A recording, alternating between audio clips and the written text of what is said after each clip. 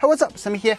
I've reviewed all different kinds of phones, normal ones, strange ones, and today is about the rugged phone, the Doogee V20. Well, I got this handset back in February but never got a chance to edit a final review.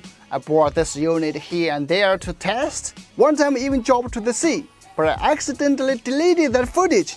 I wasted the whole day. Anyway, here's the review for the Doogee V20 after 2 months or 3 months. Just like you would expect for a rugged smartphone, this thing is heavy and thick. It weighs 304 grams and has the same thickness as the foldable. With one of these in my hands, I guess no one would dare to fight with me. All jokes aside, this phone is definitely not made for someone who is looking for a light and thin one. One good thing I like about this phone is despite this chunky design, it actually looks far from ugly. The back comes with this carbon fiber finish. It's merely finished though, and this phone has a conventional construction of polycarbonate and aluminum. The buttons feel solid, and the use of an easy key, a customizable key on the left side, is a great idea. You can apply different gestures in the settings. I just love it. It seems no other phone has this feature. Another unconventional design is the cover for the Type-C charging port. I know it's for keeping water and dust at bay, but it's a bit annoying to open each time when I'm charging. Of course, the most distinctive design is the rear camera module. There is a small 1.5-inch panel to the left of the triple camera cluster on the back, though we've seen such a design on the Mi 11 Ultra. It can be set to show the clock, reveal who is surrounding you, or provide a quick means to control media playback. For this display, I would say it's more of a decoration than a practical use, as most of us would put the phone face up, right? Overall, compared to the previous Doogee phones, let's say the Doogee S70 I've tested before, the Doogee V20 has a less aggressive, ruggedized design that looks more casual and premium.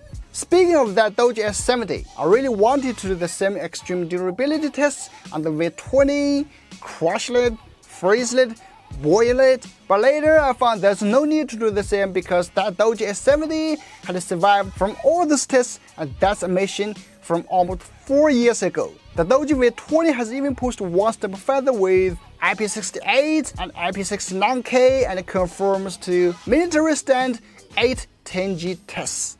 This phone is water resistant at a depth of 1.5 meters for up to 30 minutes and drop proof from a height of 1.5 meters onto concrete.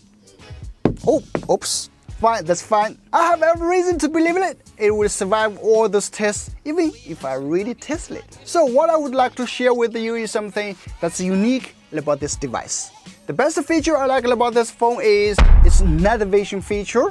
This is a fun feature to play with and extremely important in a dark outdoor environment. Just check some of the footage. This was taken under almost zero light circumstances, while my normal camera wouldn't be able to take any footage. Faithful and brave.